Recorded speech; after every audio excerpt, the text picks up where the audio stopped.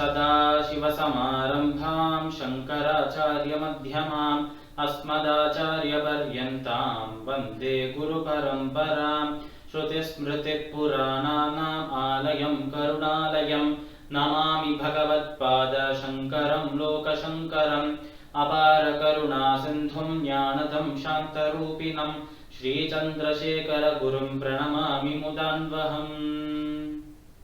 ராதே கிருஷ்ணா. எல்லோருக்கும் நமஸ்காரம். இந்த வீடியோல பகவத்கீதையின் 5வது அத்தியாயமான கர்ம சந்நியாச யோகத்தின் 5வது, 6வது மற்றும் 7வது ஸ்லோகங்களை விளக்கத்துடன் பார்ப்போம். யத் சாங்க்யை ப்ராப்யதே ஸ்தானம் தத்யோகைரபி கம்யதே ஏகம் சாங்க்யம் ச யோகம் ச ய பஷ்யதி ச பஷ்யதி. இந்த ஸ்லோகம் ஸ்ரீமத் பகவத்கீதையின் 5வது அத்தியாயமான கர்ம சந்நியாச யோகத்தின் 5வது ஸ்லோகம். இந்த ஸ்லோகத்தில் நம்ம கிருஷ்ணர் அர்ஜுனனை பார்த்து சொல்றார், இந்த அத்தியாயத்தின் தொடக்கத்திலிருந்து இப்ப வரைக்கும் சாங்கிய யோகமும் கர்மயோகமும் ஒன்றுதான் அர்ஜுனா. எந்த விதத்தில் இது ரெண்டுமே ஒன்று என்றால் பகவானை சென்று அடைவதற்கு இந்த ரெண்டுமே பயன்படுவதாக இருக்கும். இந்த ரெண்டு பாதையில எந்த பாதையில சென்றாலும் இந்த ரெண்டு பாதைகளின் பலனாக இருக்கும் பகவானை சென்று அடையலாம் என்று சொன்னார் நம்மளோட கிருஷ்ணர். அப்படி அழகாக சொல்லிட்டு அதை கண்டினியூ பண்ணி அதன் ஒரு தொடர்ச்சியாக இந்த ஸ்லோகத்திலும் அவர் சொல்றாராம் ஒரு விஷயத்தை. இந்த விஷயத்தை இது வரைக்கும் நம்ம பார்த்தோம்னோ இந்த கர்மயோகம் சாங்கியோகம் ஒன்றுதான் என்பதை அதை மற்றொரு முறை வலியுறுத்தி அழகான வார்த்தைகள்ல சொல்றார் நம்மளோட கிருஷ்ணர். அப்போ கிருஷ்ணர் அர்ஜுனனை பார்த்து சொன்ன விஷயங்கள், எத் சாங்கியை பிராபியதே ஸ்தானம் தத்யோகைரபி கம்யதே. சாங்கியம் என்று சொன்னாலே சாங்கிய யோகத்தை குறிக்கும் ஒரு சொல், யோகம் என்று சொன்னாலே கர்மயோகத்தை குறிக்கும் சொல் என்று நம்ம இந்த அத்தியாயத்தின் அந்த தொடக்கம் என்கிற அந்த வீடியோலையும் நம்ம பார்த்துட்டோம். அதனால இந்த ஒரு இடத்துல நம்ம சாங்கியம் யோகம் என்று கிருஷ்ணன் சொல்றது சாங்கிய யோகத்தை பற்றியும் கர்மயோகத்தை பற்றியும் என்று புரிந்து கொள்ள வேண்டும். அப்போ கிருஷ்ணன் சொன்ன விஷயங்கள், எத் சாங்கியை பிராபியதே ஸ்தானம், அதாவது சாங்கிய யோகத்தால் எந்த இடத்தை சென்று அடைகிறோமோ தத்யோகைரபி கம்யதே, அதே இடத்தை தான் கர்மயோகத்தின் மூலமாகவும் சென்று அடைகிறோம் என்று சொல்றார் நம்ம கிருஷ்ணர். அழகாக அவர் சொல்ல ஒரு விஷயம், சாங்கிய யோகம் கர்மயோகம் ரெண்டுமே நம்மளை ஒரே இடத்துக்கு தான் கூட்டிக் கொண்டு செல்றது. அந்த இடமாக இருப்பதுதான் பரமபதமாக பகவானின் திருவடியாக இருக்கு என்று சொல்றார். தத்யோகைரபி கம்யதே ஏகம் சாங்கியம் ச யோகம் ச ய பஷ்யதி ச பஷ்யதி என்று சொல்றார் நம்ம கிருஷ்ணர். அதாவது கர்மயோகமும் சாங்கியோகமும் ஒன்றுதான் அர்ஜுனா. இப்படி கர்மயோகமும் சாங்கியோகமும் ஒன்றுதான் என்று யார் பார்க்கிறாரோ அவர்தான் உண்மையை பார்க்கிறார் என்று சொல்றார் நம்மளோட கிருஷ்ணர். அழகாக அவர் சொல்ற விஷயம், சாங்கியோகம் கர்மயோகம் ஒன்றுதான் என்று யார் பார்க்கிறாளோ யார் புரிஞ்சுக்கிறாளோ அவாதான் உண்மையை பார்க்கிறா, அவாதான் உண்மையை புரிஞ்சுக்கிறா என்று சொல்றார். அப்போ இதுல இருந்து நம்ம கொஞ்சம் யோசித்து பார்த்தோம் என்றால், ஓஹோ இதை பார்க்கிறவா உண்மையை பார்க்கிறா என்றால் அப்ப இதுதான் உண்மை என்று நம்மளுக்கும் புரிய வருது. அதனால் கர்மயோகமும் சாங்கியோகமும் பகவானிடமே நம்மை கூட்டிக் கொண்டு செல்றது. இது ரெண்டுமே ஒரே இடத்தை தான் சென்று அடைவதனால் இது ரெண்டுத்துக்குமே ஒரே மதிப்பு தான், ரெண்டுமே சமம் தான் என்பதை யார் பார்க்கிறாளோ அவாதான் உண்மையை பார்க்கிறா என்று சொல்லும் போது இது ரெண்டுமே ஒன்று என்பதுதான் உண்மை என்று நம்ம கிருஷ்ணர் அழகாக இந்த இடத்துல வலியுறுத்தி சொல்றார். இப்போ அடுத்த ஸ்லோகத்தில் அவர் என்ன சொல்றார் என்பதையும் பார்ப்போம்.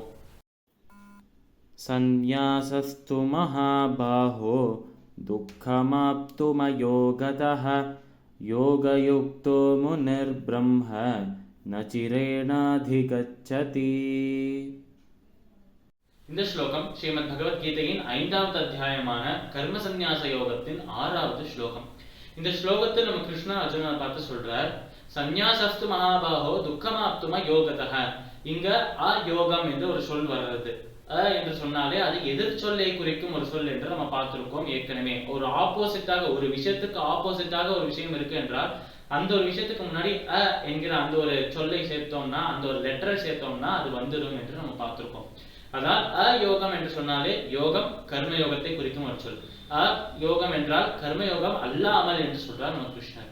அவர் என்ன சொல்ல வர்றார், முதல் வரியில என்ன சொல்றார் என்றால், கர்மயோகத்தை கடைபிடிக்காமல் கர்மயோகத்தை பின்பற்றாமல் சாங்கிய யோகத்தை பின்பற்றுவது சாங்கியோகத்தை கடைபிடிப்பது கடினம் என்று சொல்றார் நம்மளோட கிருஷ்ணர். இங்கதான் நம்மளுக்கு ஒரு டவுட் வருமா, ஒரு சந்தேகம் வருமா. ஏனென்றால் கர்மயோகமும் சாங்கியோகமும் சமமான பலனை குறிக்கக்கூடியது, பகவானை சென்று அடைவதுதான் ரெண்டுத்துக்குமே பலன் என்று சொன்னோம். அதை எல்லாருக்குமே புரிஞ்சுட்டு ரெண்டுமே சமம்தான் என்று புரிய வச்சுட்டு கிருஷ்ணர் இந்த இடத்தில் ஏன் கர்மயோகம் சாங்கியோகத்தை அந்த சாங்கியோகத்தை கடைபிடிக்கணும்னா கர்மயோகம் வேண்டும் என்று சொல்றார் என்று ஒரு டவுட், ஒரு சந்தேகம் வருமா. இதை ஏன் எப்படி புரிந்து கொள்ளணும் என்றால், கர்மயோகத்தின் அடித்தளமாக அதோட பேஸாக இருப்பது என்ன? சமபாவனை. அனைத்தையும் சமமாக எடுத்துக்கொள்வது. அது துக்கமாக இருக்கட்டும், ஆனந்தமாக இருக்கட்டும், வெற்றியாக இருக்கட்டும், தோல்வியாக இருக்கட்டும், அதே நேரத்தில் இந்த லாபமாக இருக்கட்டும், நஷ்டமாக இருக்கட்டும், இப்படி இந்த மாதிரி இருந்தாலும் இந்த துவந்தங்களுக்கு அப்பாற்பட்டவராக நாம் இருக்க வேண்டும். அப்பதான் நம்ம கர்மயோகி என்று நம்மளே அழைக்கக்கூடிய அந்த தகுதி நமக்கு வரும்.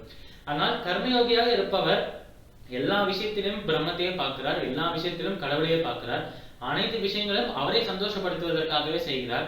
அந்த வேதங்களிலும் சாஸ்திரங்களிலும் தனக்காக விதிக்கப்பட்டிருக்கிற கடமைகளை செய்கிறார்.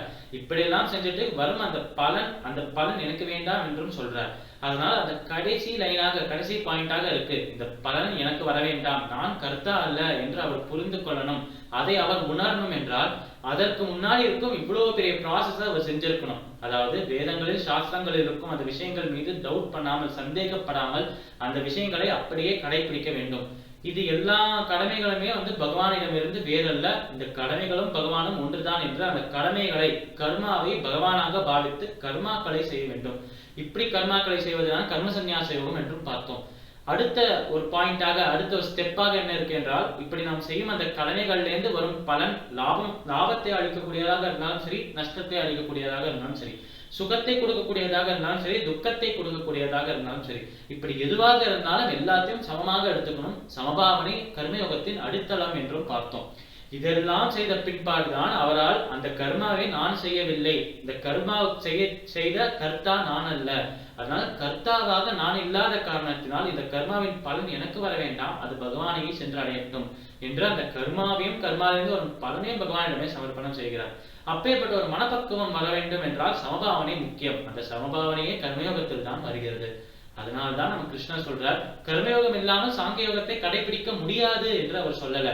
துக்கமாப்தும யோகத்தா, ரொம்ப கஷ்டமாக இருக்கும் என்று தானே சொன்னார். அதனால் கடினமாக அந்த சாங்கிய யோகத்தை பின்பற்றி பகவானை சென்று அடைவதற்கு முதலில் கர்மயோகத்தை பின்பற்றிவிட்டு அதுக்கப்புறம் சாங்கிய யோகத்தை பின்பற்றலாம் என்று ஒரு சஜஷன் தான் நம்ம கிருஷ்ணர் கொடுக்கிறார்.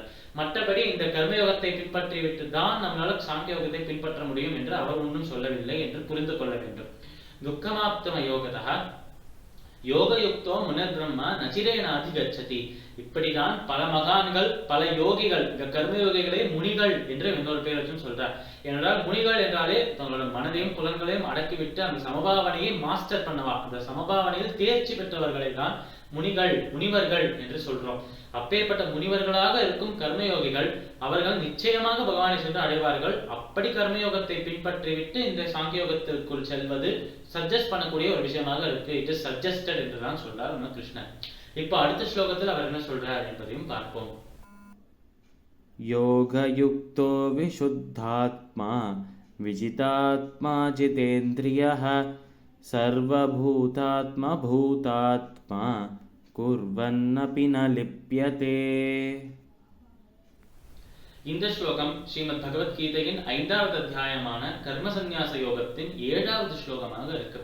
இந்த ஸ்லோகத்தில் நம்ம கிருஷ்ணர் அர்ஜுனனை பார்த்து சொல்றார், போன ஸ்லோகத்தில் அந்த கர்மயோகம் அந்த சாங்கிய யோகத்தை பின்பற்றுவதற்கு உதவக்கூடியதாக இருக்கும் என்றால், கர்மயோகத்தில் நாம் உடலை, நம்மளோட தேகத்தை சாங்கிய யோகத்திற்காக நம்ம தயார்படுத்துறோம், ஒரு பிராக்டிஸாக அது இருக்கு என்று சொன்னார் நம்மளோட கிருஷ்ணர்.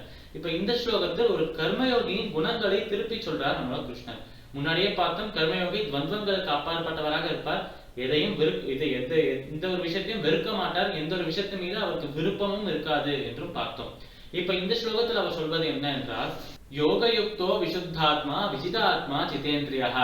யோகயுக்தோ விசுத்தாத்மா, அந்த கர்மயோகத்திலே தீவிரமாக அந்த கர்மயோகத்தை பின்பற்றி தான் செய்யும் கர்மா அனைத்துமே அந்த பகவான் இந்த கர்மால இருக்கார் என்று பார்த்து அந்த கர்மாவை அவரை சந்தோஷப்படுத்துவதற்காக, அவரை பிளீஸ் பண்றதுக்காக செய்வாளே அவ, அப்பேற்பட்ட கர்மயோகிகள் எப்பொழுதும் சமபாவனையோடு இருக்கிறவர்கள், அனைத்தையும் சமமாக எடுத்துக்கொள்கிறவர்களாக இருப்பவர்கள், அவர்கள் தான் கர்மயோகிகள் என்று சொல்றோம்.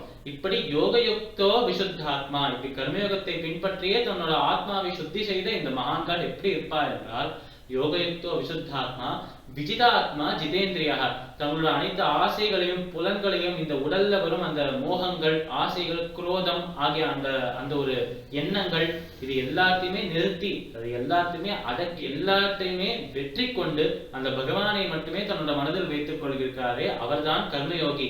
அப்பேற்பட்ட கர்மயோகியின் புகழ் இவ்வளவு இருக்கு அர்ஜுனா என்று சொல்றார் நம்மளோட கிருஷ்ணன். விஜிதாத்மா ஜிதேந்திரியः சர்வபூதாத்ம பூதாத்மா. அனைத்து பூதங்களிலும், பூதம் என்று சொன்னாலே உயிரினங்கள் என்று அர்த்தம். அதனால் அனைத்து உயிரினங்களிலும் சர்வபூதாத்ம பூதாத்மா, அனைத்து உயிரினங்களுக்குள்ளேயும் ஒரே இறைவன் தான் இருக்கிறார் என்று எல்லா உயிரினத்துக்குள்ளேயும் இருக்கும் அந்த இறைவனை பார்க்கிறாரோ, தனக்குள்ளும் அந்த இறைவன் இருக்கிற அந்தர்யாமியாக, தனக்குள்ள அந்தர்யாமியாக இருக்கும் அந்த இறைவன் தான் அவர்களுக்குள்ளேயும் இருக்கிறார்கள் என்று யார் பார்க்கிறாரோ, சர்வபூதாத்ம பூதாத்மா குர்வன் நபி ந லிப்யதே. அவன் எப்பேற்பட்ட கர்மாவை செய்தாலும் அந்த கர்மாவிலிருந்து வரும் பலன் அவரை ஒட்டாது என்று சொல்றார் கிருஷ்ணர்.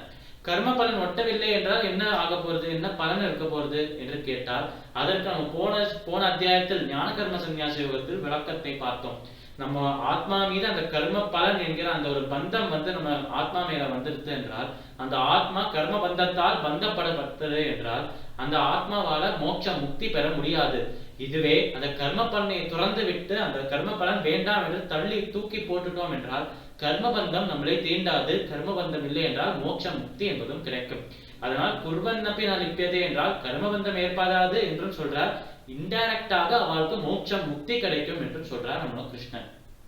பகவத்கீதையின் 5வது அத்தியாயமான கர்மசந்நியாச யோகத்தின் 5வது, 6வது மற்றும் 7வது ஸ்லோகங்களுக்குண்டான விளக்கம் இதுவே. சமஸ்த லோகாஹ சுகினோ பவந்து. சர்வம் ஸ்ரீ கிருஷ்ணார்ப்பணமஸ்து.